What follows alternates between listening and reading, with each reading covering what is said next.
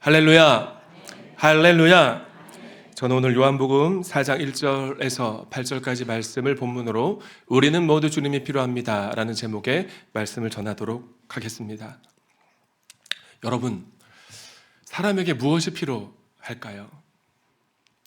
저마다 다른 대답을 할 것입니다. 배고픈 사람은 밥이라고 이야기할 거고요. 아픈 사람은 치료하는 약, 백신이라고 이야기할 것입니다. 가난이 한이 된 사람은 돈이라고, 깨어진 가정에서 자란 사람은 좋은 부모님과 함께 살아봤으면 좋겠다, 그렇게 대답할 것 같습니다. 그러나 미국의 명설교가인 척 스윈덜 목사님은 예배 가운데 이런 설교를 하셨어요. 우리에게 가장 필요한 것이 정보였다면 하나님은 우리에게 교육자를 보내주셨을 것입니다. 우리에게 필요한 것이 기술이었다면 하나님은 과학자를 보내주셨을 것입니다.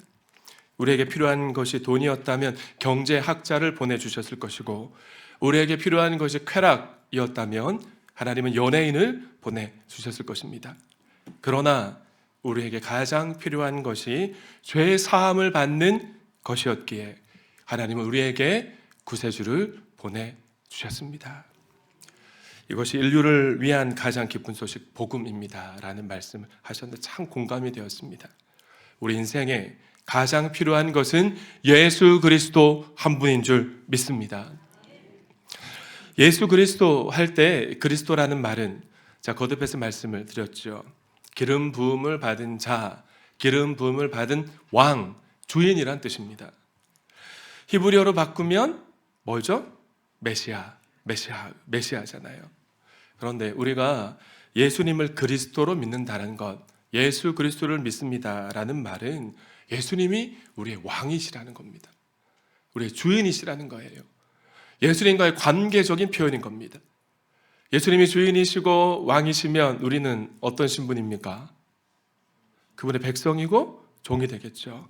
그분이 원하는 대로, 내 뜻대로 하는 것이 아니라 그분의 뜻대로 살아가겠다는 의식 표현의 고백인 것입니다. 근데 가슴에 그리스도인이라는 명찰을 차고 있는 우리가 예수 믿는다고 하면서도 내 입맛에 맞는 예수님상을 딱 정해놓는 거예요. 그러면서 내가 예수 믿고 있다라고 말하는 사람들이 얼마나 많습니까? 그런데 예수님 당시 이스라엘 사람들도 마찬가지였습니다. 자, 그럼 세번역 성경으로 4절 말씀을 한 번 더 읽어주십니다. 시작.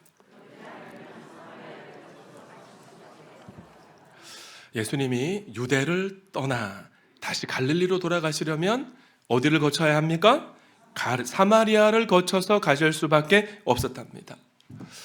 예수님 당시 이스라엘 나라는 여러분 생명의 삶 2주차 배우는 것처럼 세 지역으로 구분되어 있었죠. 최북단은 갈릴리, 그 아래는 사마리아, 그리고 맨 남쪽은 유다였었습니다. 평소 우리 예수님은 최북단인 갈릴리에서 주로 사역을 하셨어요. 예수님의 사역 75%, 80%가 주로 갈릴리 호수를 중심으로 한 갈릴리 지역에서 사역이었고요. 예루살렘에서 절기를 지킬 일이 있을 때나 특별한 목적이 있을 때만 이 남유다 지역으로 예수님이 내려오셔서 방문하셨는데, 다음 이미지. 그렇게 오가시려면 A 경로를 따라 사마리아 지역을 통과하시는 것이 가장 빨랐습니다.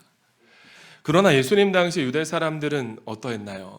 우리가 잘 알고 있는 것처럼 사마리아 쪽으로 이런 말 있지 않습니까? 어느 쪽으로는 나 소변도 안 본다. 그런 말이 있듯이 유다 사람들은 사마리아 지역 쪽으로는 발도 안 딛고 싶어 했던 겁니다. 어느 정도였냐면 파란색 A 경로를 따라 갈릴리와 유다와 갈릴리로 오가면 3일 길이면 갈 수 있는데 사마리아 땅을 밟지 않으려고 6일이나 걸리는 B 경로를 따라 오른쪽 요단강을 건너서 베리아 진역을 경유하고 빙 돌아서 오가는 그런 선택을 할 정도였던 거죠. 왜 그랬을까요, 여러분? 사마리아 사람이 싫으니까. 사마리아 사람들과 접촉하지 않으려고 한 것입니다. 얼마나 부자연스러운지 몰라요.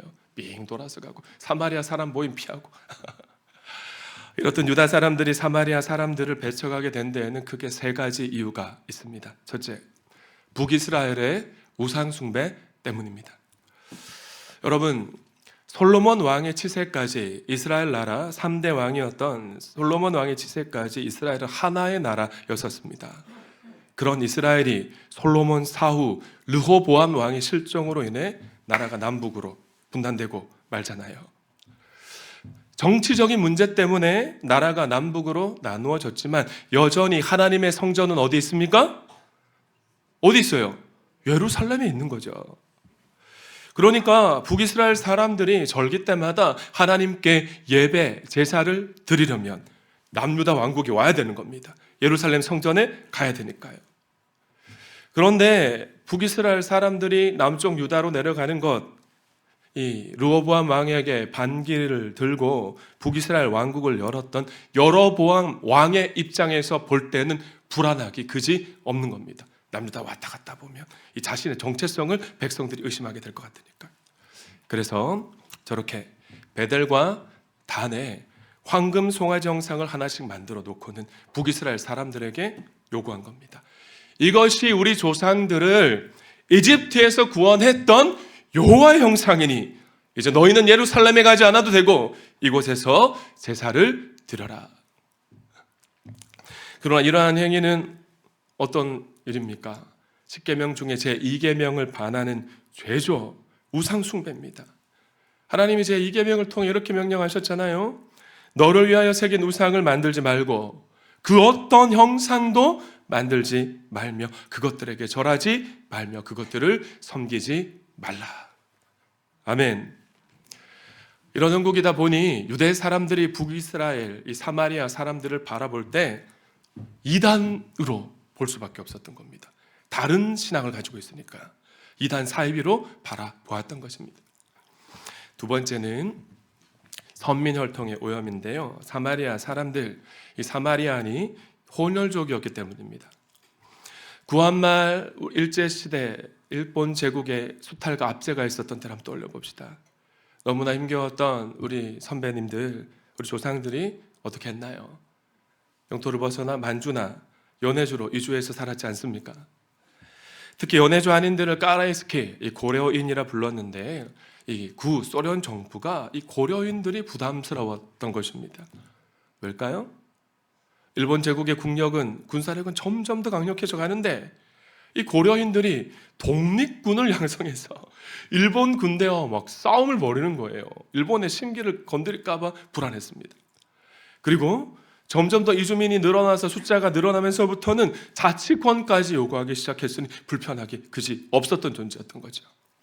그래서 구소련 정부는 이 고려인들을 우즈베키스탄이나 다음 이미지 카자흐스탄과 같은 대륙을 횡단해서 중앙아시아까지 강제 이주를 시켰잖아요. 지금도 한국 사람처럼 생긴 까라이스키 고려인들이 있는데 그 나라 사람들하고 같이 결혼해서 또 자녀가 낳다 보니까 우리나라 사람 같기 생기기도 같기도 하고 아닌 것 같기도 한 그런 모습이 되어버리고 만 것입니다. 기원전 722년에 나라가 망했던 북이스라엘 사람들의 모습도 마찬가지였습니다. 북이스라엘을 멸망시킨 아시리아 제국은요, 북이스라엘의 수도인 사마리아 주민들을 아시리아로 강제 이주시켰습니다. 그리고 북이스라엘 영토 곳곳에 있는 마을 전체를 가져다가 통째로 아시리아로 옮겨버렸어요. 그리고 아시리아 사람들을 북이스라엘 그리고 사마리아에 옮겨와서 살게 하다 보니 그래서 생겨난 사람들이 혼혈족입니다. 바로 사마리아 사람들이었던 거예요. 그런데 유다 사람들은 선민 사상을 가지고 있잖아요. 하나님이 우리만 사랑하시고 우리만 택하셨다. 그런 사람들이 사마리아 사람들을 바라볼 때는 딱 볼 때 이방인하고 별반 다를 바 없는 그런 모습이었던 것입니다. 그래서 사마리아 사람들을 민족의 피를 더럽힌 존재로 취급하게 된 것이죠. 세 번째는 과거사 때문입니다. 안타깝게도 북이스라엘 왕국 멸망에 이어서 몇 주째 계속 이야기하고 있네요. 기원전 586년에는 조금 잘 버티는 것 같았던 남유다 왕국마저 바벨론의 침공을 받고 문을 닫았습니다. 바벨론이 모두 세 차례 침공을 했는데 그때마다 수많은 백성들과 귀족들과 왕족이 바벨론 포로로 끌려갑니다. 그렇게 산설고 물선 이방 나라에 끌려온 사람들 얼마나 힘이 들었겠습니까? 우리 박재영 집사님이 몇 년 만에 한국에 방문하고 예배 같이 드리면 참 기뻤는데 제가 볼 때 참 고단했던 삶들이 보여서 또 안아드리고 또 계속 기도해야겠다라는 마음이 들었던 것 같아요. 이들이 얼마나 남유다의 포로로 끌려갔던 사람들이 조국이 그리웠겠어요.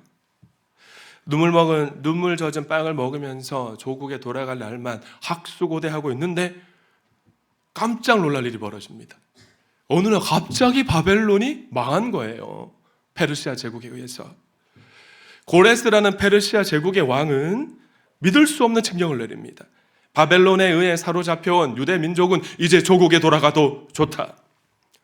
얼마나 기뻤겠습니까? 유대인들이. 마치 1945년 8월 15일 날 우리나라가 갑작스럽게 광복을 맞이했을 때 우리 조상들이 거리에 뛰쳐나와서 대한독립 만세 막 외쳤잖아요. 그런 모습이었을 것 같아요. 그러나 사마리아 사람들의 입장에서 볼 때는 반갑지 않은 소식이었습니다. 그들은 유다 사람들이 조국에 돌아와서 다시 성전을 짓고 과거의 다윗 왕국을 재현하게 될까 두려웠던 것입니다. 그래서 유다 사람들은 바스오르바벨을 중심으로 황폐해진 예루살렘 성전을 건축하려고 했는데 그때 이 사마리아 사람들이 방해하기 시작했고요.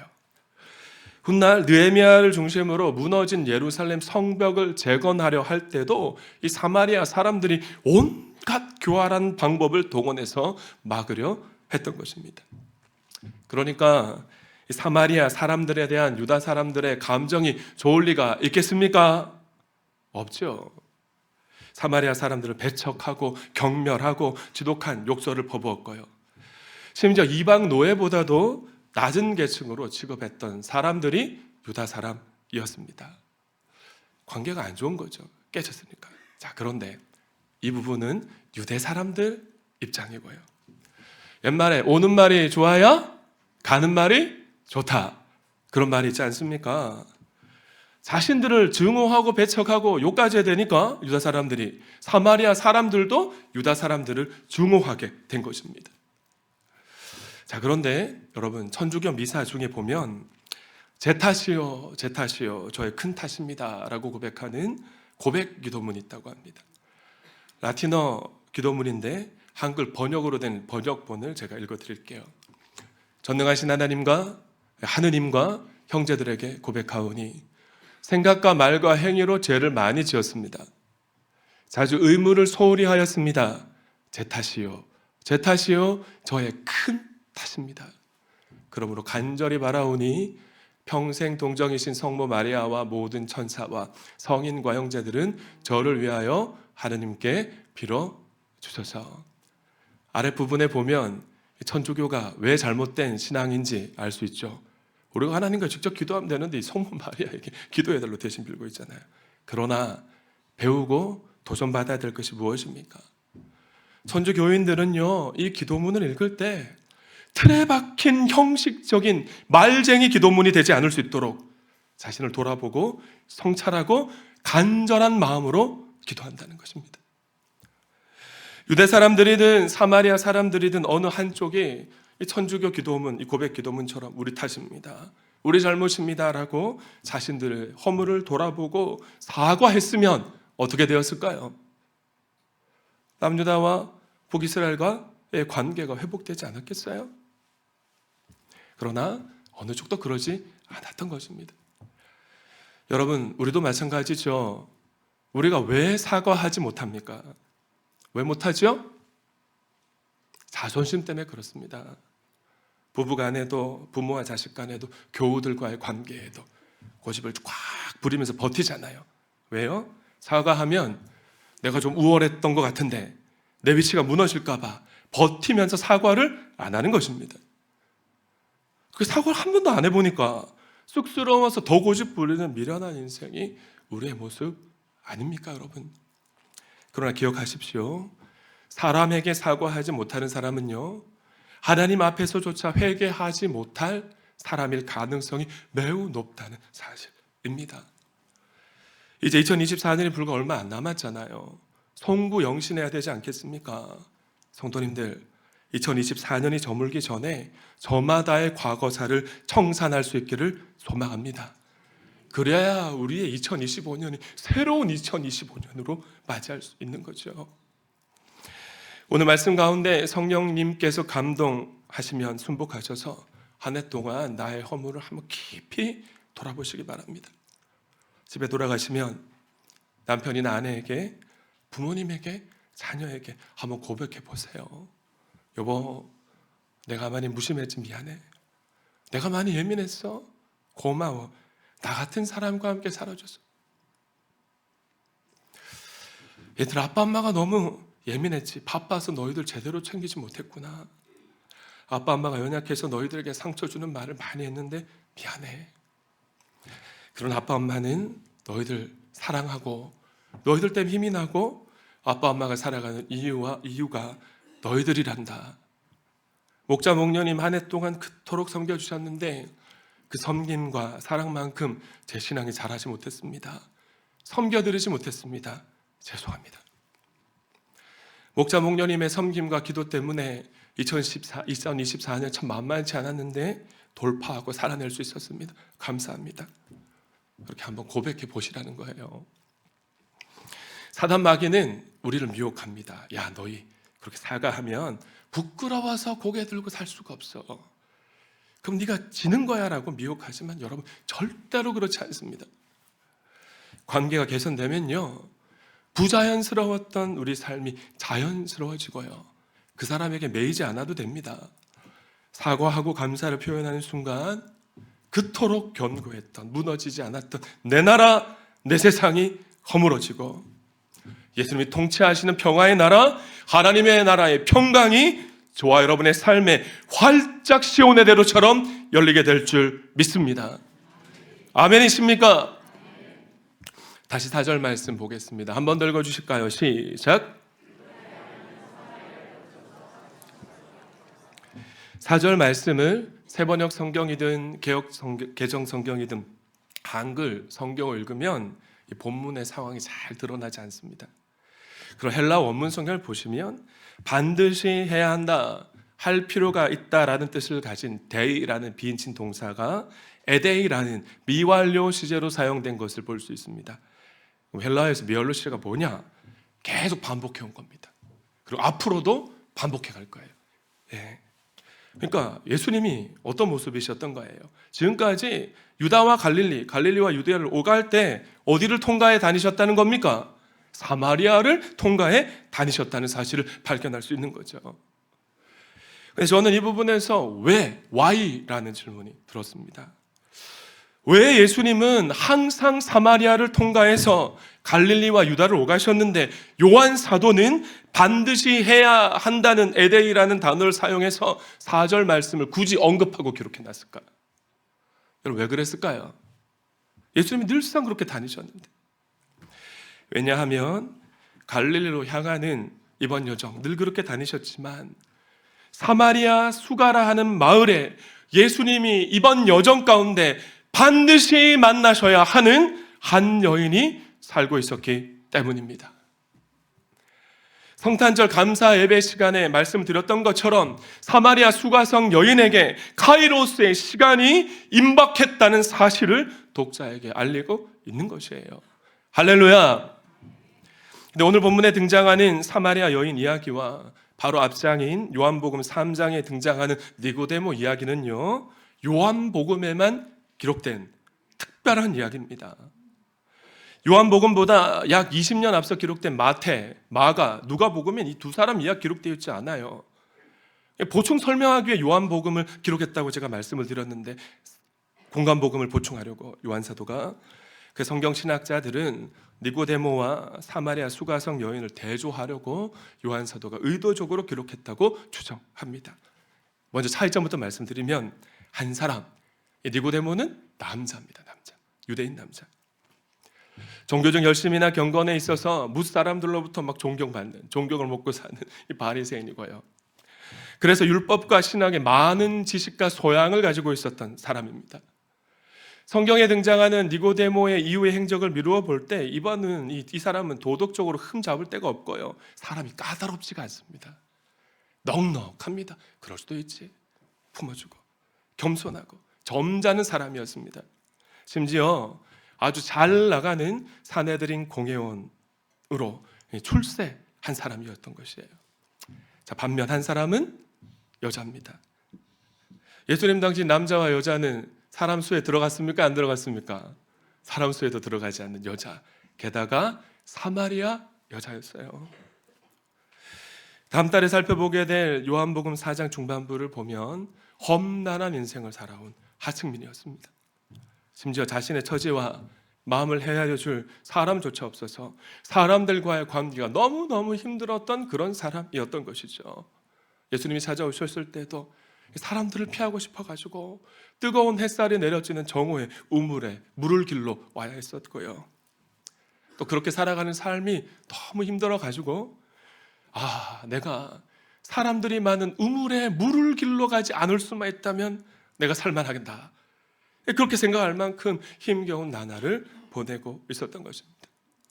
정리하면 한 사람은 부족함이나 문제가 전혀 없는 넉넉하고 풍요로운 삶을 살고 있었고요. 다른 한 사람은 어떤 사람입니까? 당장 먹고 살 일, 내일 일을 걱정해야 되고 사람들의 말과 시선을 의식하면서 하루하루 힘겨운 나날을 보내고 있었으니 두 사람은 달라도 너무 달랐던 것입니다. 신분도 다르고 소유도 학식도 사회적 영향력도 평판도 완전 다른 사람들이었으니 여러분 평소에 이런 두 부류의 사람이 만날 일, 엮일 일이 잘 있습니까? 없습니까? 없죠. 우리가 국회의원 만나는 게 쉽지 않잖아요. 삶의 영역이 완전 다르기 때문에 일반적으로는 서로 왕래할 일이 전혀 없는 것입니다. 자, 그래서인지 예수님이 두 사람과 나눈 대화가 좀 차이가 있습니다. 니고데모와의 대화는요, 좀 심오하고 철학적인 대화였고요. 사마리아 여인과의 대화는 실제적이고 현실적인 물질적인 내용이었습니다. 그러나 두 사람의 관심은 같았으니 관심이 뭐였습니까? 메시아를 기다리고 있었던 것입니다. 먼저 니고데모는 이스라엘의 해방과 번영을 가져다 줄 정치적인 메시아를 기다리고 있었는데 얼마 전 나누었던 요한복음 3장 강론을 한번 더듬어 보십시오. 니고데모가 예수님에게 질문했잖아요. 당신 정말 우리가 기다려온 메시아가 맞습니까? 이 질문 안에는 언제 이스라엘 해방을 위해 봉기할 겁니까? 라는 그런 질문의 뜻이 담겨있다고 말씀을 드렸죠. 니고데모가 가졌던 메시아에 대한 관심은 뭔가 신학적이고 깊이가 있고 심오해 보였지만 결국은 이 땅에서의 형통, 그게 관심이었던 겁니다. 행복, 승리, 어떻게 하면 잘 될 수 있을까? 그럼 수가성 여인은 어떤 메시아를 기다리고 있었을까요? 5절 말씀부터 보겠습니다. 예수께서 사마리아에 있는 수가라는 마을에 이르셨다. 이 마을은 야곱이 아들 요셉에게 준 땅에서 가까운 곳이었는데 야곱의 우물이 거기에 있었다. 예수께서 길을 가시다가 필요하셔서 우물가에 앉으셨다. 때는 언제요? 오정. 여기서 오정이란 낮 12시 정오를 가리키는 시간입니다. 개역개정 성경에서는 유대 시간을 사용해서 때가 6시쯤 되었다라고 기록하고 있는데 우리 시간으로 말하면 몇 시요? 낮 12시. 그럼 이래서 개역개정 성경을 읽는 것보다 세번역 성경을 읽는 것이 본문을 더 명확하게 볼 수 있는 것 같아요. 자, 계속해서 8절입니다. 함께 읽습니다. 시작.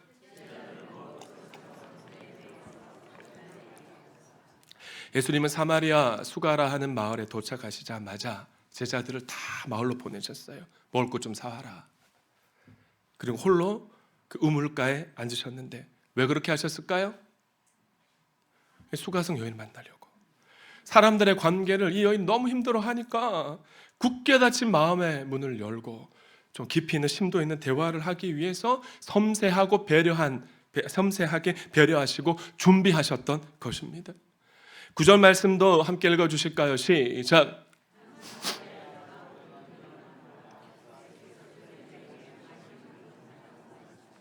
여러분 누가 먼저 말을 걸고 있습니까? 예수님. 니고데모가 찾아와서 예수님에게 먼저 질문하고 말을 걸었죠. 근데 이번에는 예수님이 먼저 여인에게 물 좀 주시오 라고 말을 건넨 것입니다. 그러니까 이 수가성녀이 깜짝 놀랐어요. 귀를 의심했습니다. 네? 당신은 유대인이고 나는 사마리아 여자인데 왜 제게 물을 달라고 하시나요? 이 말에는 유대인 남자는 사마리아인과 상종하지 않지 않습니까? 라는 반문이 담긴 겁니다. 그래서 예수님이 이렇게 대답하세요. 만일 너가 하나님의 선물과 물 좀 달라고 하는 내가 누구인지 알았더라면 너가 먼저 나에게 물을 달라고 얘기했을 것이다. 그러면 나는 너에게 생수를 주었을 것이다. 이런저런 대화가 이어졌고요. 예수님은 사마리아 여인에게, 여러분 중요합니다, 니고데모에게 말씀하셨던 것 같은 맥락의 말씀을 하셨습니다. 내가 주는 물을 마시면 영원히 목마르지 않을 것이다. 물 이야기하셨던 것입니다. 내가 주는 물은 그 사람 속에서 솟구쳐 오른 영원한 생명 샘물이 될 것이다. 할렐루야.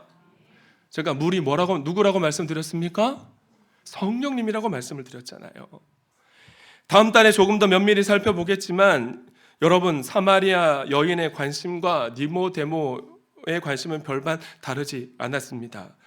니고데모는 이스라엘의 회복을 가져다 줄 정치적인 메시아를 소망했고, 사마리아 여인은 고단한 삶의 안식을 설문해 줄 개인적인 메시아를 기다리고 있었을 뿐 두 사람 모두 메시아가 필요했고요. 근데 그 필요했다는 것은 그들의 관심이 이 땅에서의 형통이고 잘 되는 일이고 행복이고 세상 사람들이 말하는 그런 복을 기다리고 있었던 것입니다. 전 예수님이 두 사람에게 복음을 정형화된 형태로 전하지 않으셔서 얼마나 감사한지 모르겠어요. 그러나 예수님은 같은 맥락의 말씀을 하셨습니다. 요한복음 3장에서 예수님은 니고데모에게 물과 성령으로 거듭나야 하나님 나라를 볼 수 있고 하나님 나라에 들어갈 수 있다고 말씀하셨잖아요. 거듭해서 말씀드립니다. 여기서 물이란 누굽니까? 성령님입니다. 예수님은 보다 높은 신학적인 견해를 가지고 있는 니고데모에게도 거칠고 험한 삶을 살아서 당장 내일 먹고 살 문제 때문에 걱정해서 그 문제 해결해 줄 메시아 기다리고 있는 사마리아 여인에게도 성령님 이야기를 하셨던 것입니다. 너 하나님을 믿는다 말하고 종교생활 열심히 하지. 근데 너는 왜 세상의 헛된 것에 마음이 빼앗겨 있느냐? 왜 그것 때문에 힘들어하느냐? 전전긍긍하면서 너에게 예수 생명이 필요하구나. 오늘부터 나를 믿고 나와 함께 동행하는 삶을 살아가자꾸나. 매일 나와 함께 더불어 먹으면 내 영혼 깊은 곳에서부터 생명의 강이 넘쳐나서 네가 걱정하는 그 인생의 문제, 행복, 고단했던 그 모든 문제를 덮고도 남는 하나님 나라의 평화와 행복을 경험하게 될 것이다. 할렐루야. 여러분, 예수님 눈에 비친 니고데모와 사마리아 여인의 모습은 같았습니다. 예수 생명이 필요한 한 마리 잃어버린 양일 뿐이었던 것이에요. 말씀을 맺습니다. 요즘은 그런 조사를 하지 않는데 제가 국민학교 다닐 때 새학년이 되면 생활환경 조사라는 것을 했습니다. 부모님의 직업이 뭔지, 부모님 학력 어떻게 되는지, 심지어 집의 평수는 얼마고 에어컨 있는지, 차가 뭔지 뭐 그런 걸 조사했었어요. 빙긋이 웃으신 분들 그 기억이 나시죠? 하루 어느 학급에서 생활환경 조사를 하던 중에 질문 항목이 외식은 몇 번 합니까? 라는 항목이 있었답니다. 이 질문에 대한 학생들의 답은 일주일에 한 번 합니다. 또는 2주일에 한 번 합니다가 가장 많았대요. 당시에. 한 달에 한 번 한다고 손을 든 학생들도 꽤 있었습니다. 근데 끝까지 한 학생이 손을 안 들고 그냥 싱글벙글 웃고만 있는 거죠. 선생님이 너무 궁금했어요. 왜 쟤는 손을 안 들지? 그래서 물었습니다. 애야, 너는 왜 손 안 드니? 그랬더니 예, 선생님, 저희는 1년에 한 번만 외식을 합니다. 그랬대요. 그래서 선생님이 더 궁금해졌어요. 아니, 1년에 한 번 외식한다는 녀석이 뭐가 좋아서 이렇게 싱글벙글 웃는 거야? 그래서 다시 물었습니다. 야, 너는 1년에 한 번 외식하는데 뭐가 좋아서 그렇게 웃고 있니? 그러자 그 학생이 이렇게 대답합니다. 오늘이 바로 그날이거든요. 자, 무슨 얘기하고 있습니까? 오늘이 중요합니다. 오늘. 고린도 후서 6장 2절은 이렇게 말씀하잖아요. 함께 읽습니다. 시작.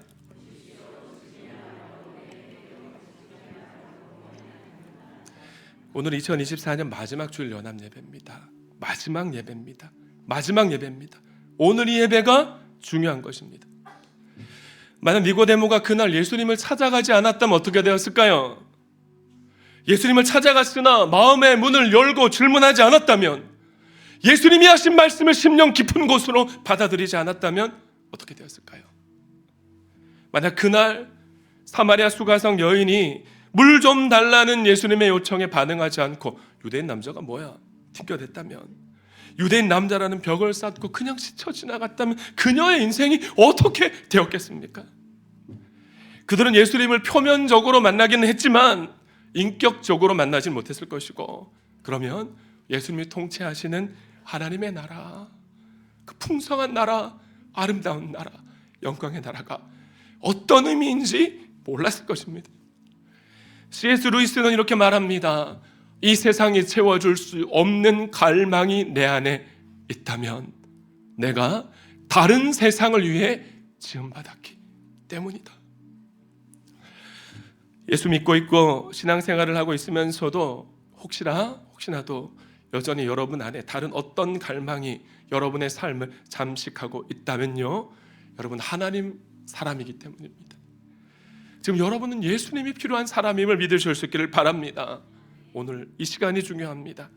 전부여 의지 없어서 손 들고 옵니다. 그 좋으신 주님께 그렇게 나아가면, 그럼에도 불구하고 나를 사랑하시는 하나님의 사랑과 평강이 고단했던 2024년 우리의 삶을 다 덮어내고요, 여러분의 심령 깊은 곳에서부터 터져 나오는 성령의 기쁨의 생수가 세상을 이길 수 있는 힘이 되어질 줄 믿습니다. 주님이 필요한 사람은요, 성령님이 계속해서 생수의 욕구를 주세요. 주님을 만날 수 있는 자리 더 사모하고 찾아보고 참석하자. 그 자리가 바로 신년 새겹줄 기도회와 다니엘 금식 기도 자리입니다. 오늘 이 시간 주님 앞에 두 손 높이 들고 주님이 필요합니다, 그렇게 고백하며 주님 품에 안겨드릴 수 있는 저와 여러분 될 수 있기를 축원합니다. 옆에 계신 분에게 인사하실까요? 우리는 모두 주님이 필요합니다. 시작. 또 한 번 인사할 때 어제보다 오늘 더 필요합니다. 시작. 하나님께 영광의 박수 드립니다.